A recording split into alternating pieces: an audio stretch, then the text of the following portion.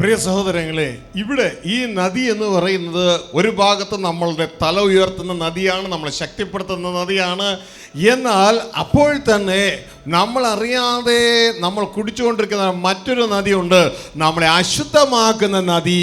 നമ്മുടെ തലയെ താഴ്ത്തുക മാത്രമല്ല, നമ്മളെ അശുദ്ധമാക്കി നമ്മളെ കൊന്നുകളയുന്ന ഒരു നദിയുണ്ട്. നമ്മൾ അറിയാതെ ഓപ്പറേറ്റ് ചെയ്യുന്നത് ആ നദിയാണ്.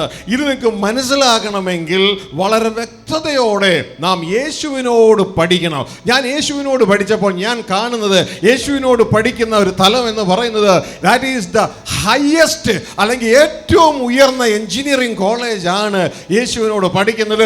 നാം ഇവിടെ സിവിൽ എഞ്ചിനീയറിംഗ്, മെക്കാനിക്കൽ എഞ്ചിനീയറിംഗ്, ഇതാ അപ്പോൾ തന്നെ കെമിക്കൽ എഞ്ചിനീയറിംഗ്, ഇൻസ്ട്രുമെന്റ് ടെക്നീഷ്യൻ, അങ്ങനെ പല പല എഞ്ചിനീയറിംഗ് നാം പഠിക്കുമ്പോൾ, യേശുവിനോട് നാം പഠിക്കുമ്പോൾ നാം പഠിക്കുന്നത് സ്പിരിച്വൽ എഞ്ചിനീയറിംഗ് ആണ്.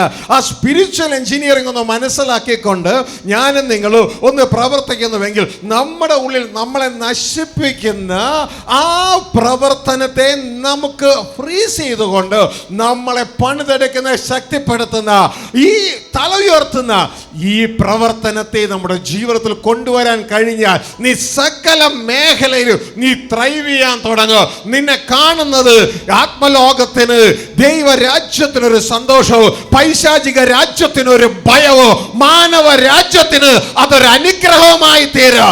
അതുകൊണ്ട് learn of Jesus.